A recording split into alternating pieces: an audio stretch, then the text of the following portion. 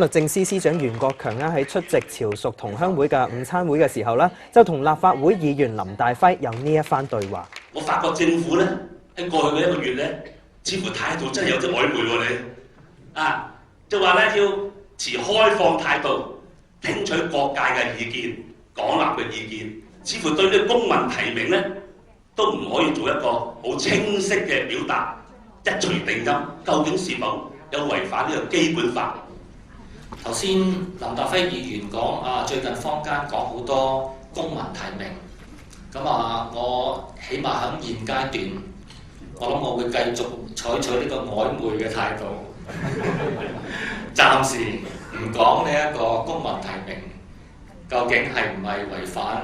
基本法。唔少傳媒訓練課程入邊都有教導啦，記者發問嘅時候有一招叫做 put words into your mouth， 即係話咧提問嘅時候會設定一啲嘅字眼㗎。如果你答問題嘅時候咧重複咗呢啲字眼，就會咧被形容係中咗記者嘅圈套。袁國強今次咧可以話係成功俾林大輝 put words into his mouth。做過前財政司司長新聞秘書嘅政制及內地事務局局長譚志源就自然深明呢一個道理啦。其後佢喺被問到政府態度係咪曖昧嘅時候就發揮政治化妝師嘅技巧，幫袁國強消毒。袁司長就話：據我了解咧，佢都唔係一個講嘢幽默抵死嘅人嚟嘅。咁不過佢後尾咧，佢自己都出嚟咧解釋翻，佢都係回應林大輝嘅議員嘅意見嘅時候咧，佢用一個幽默輕鬆嘅方法嚟到去回應嘅啫咁樣。咁我相信司長經過呢次之後咧，佢對親林大輝議員都唔會用翻佢嘅説話嚟到講㗎啦，都會謹慎。